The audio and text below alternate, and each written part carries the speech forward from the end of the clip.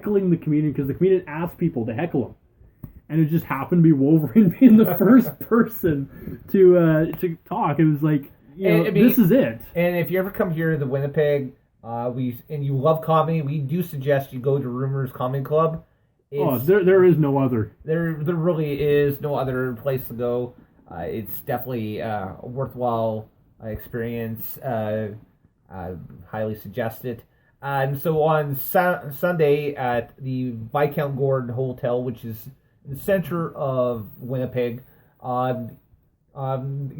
Central Canadian Comic Con C4 went off and put on a toy and comic expo.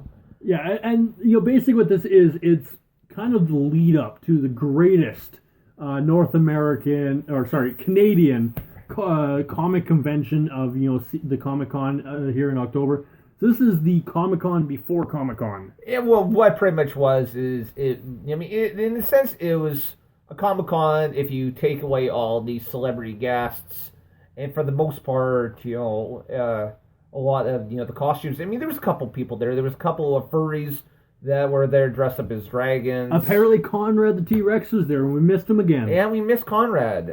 So we keep missing that guy. Yeah, and there was 3 ladies who were dressed up as the 3 different evolutions of Eevee. Yeah, Jolteon, Vaporeon, and Flareon. Along with a guy dressed in a blue bodysuit who's holding a Pokestop. A Pokestop. Yeah. And definitely Pokemon seems to be a huge theme this year, which is going to be interesting to see at Comic Con in October, which I will be there all weekend. I have to say that I pretty much cleared my schedule for that. I will be there all 3 days. I'll be there at least on the Sunday of that for the final day there. This will be a very interesting event because they are going to be celebrating the 50 years of Star Trek. Yes, which means I am going to probably be going.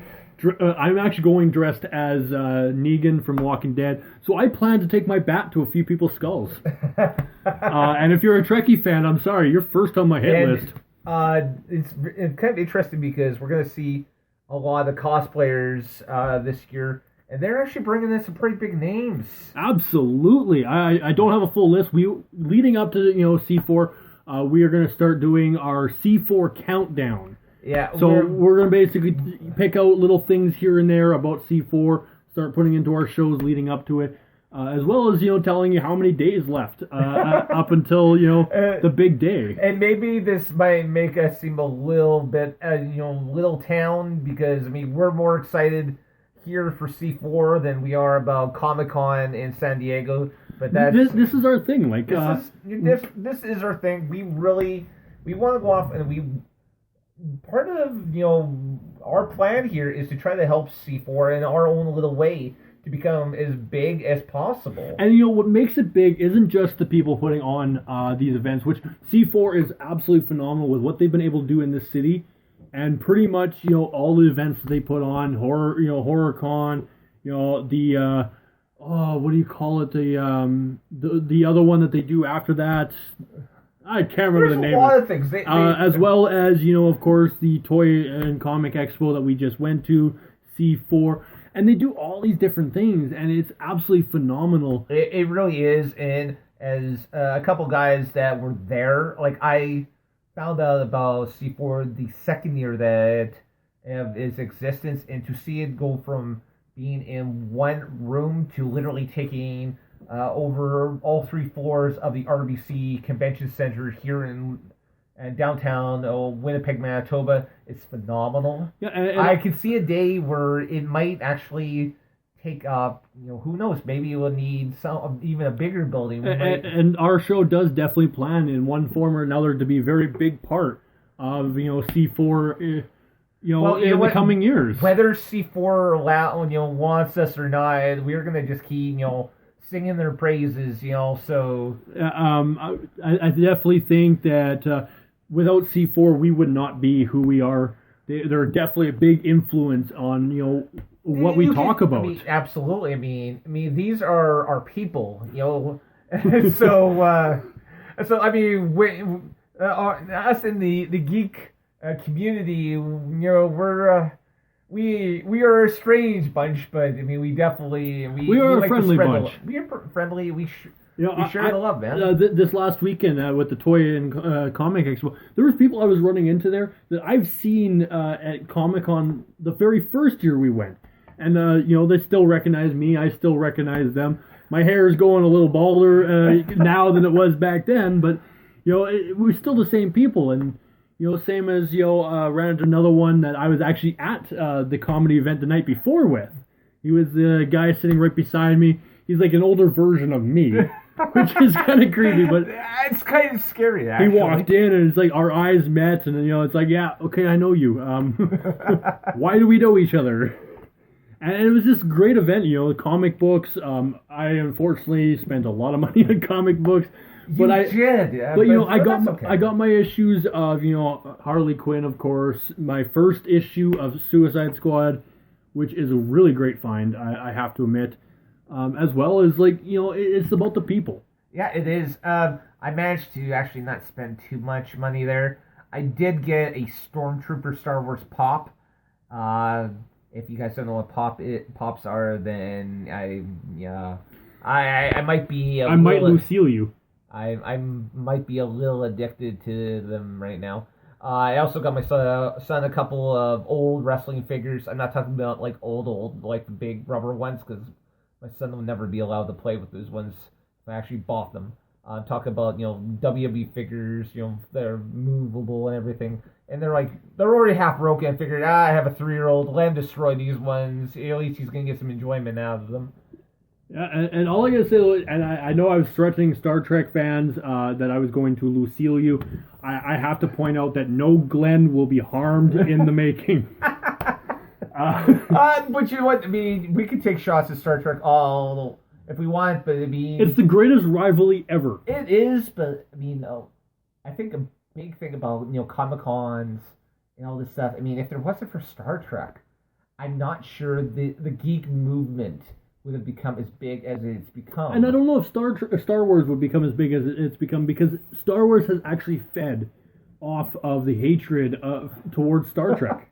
And I mean, there's definitely some crossovers between the two shows, as far as some of the I mean, both shows, of course. I will never admit these crossovers ever exist. I recall several years ago seeing the episode Big Bang Theory where Penny goes off and corrects Amy Fowler about, no, it's not Star Trek, it's Star Wars. She asks, what's the difference? And Amy and Penny says there isn't any. There is big difference, and anyone who states otherwise really doesn't have a clue, but I digest. You digest. You're digesting those two burgers. I will Lucille anyone who claims Star Wars is not great. So yeah, I'm actually, one of my plans are, my first day, I do want to go as, and you may laugh at this, but it's definitely going to be the Walking Dead themed weekend for me, but I want to go as Jesus.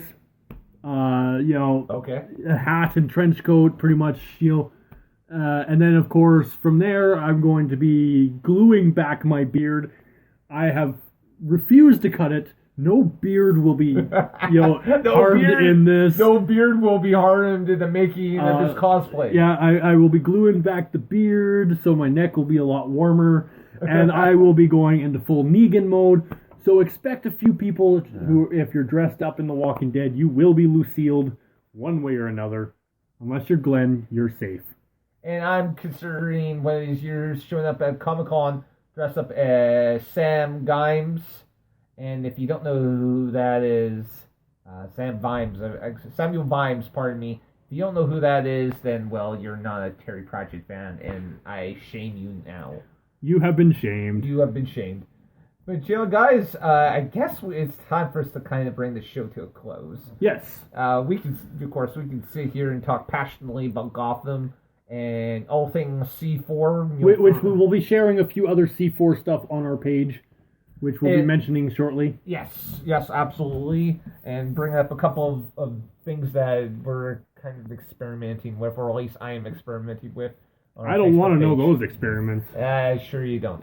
So, guys, thank you once again for listening to us just go off and go on and on about the things that we absolutely love. And if your name is Weem, I dare you to share this show to all your friends. Yes, because, I can't do this all by myself. So, you know what, though, follow us on social media. You can, first off, follow us on Twitter. Yeah, you can follow me because I am the greatest, and I got nothing else other than that. But at Real CAPT Fizz, so at Real Captain Fizz. And you can follow this local fellow at That Mask Guy. Follow the show at BizMash Show.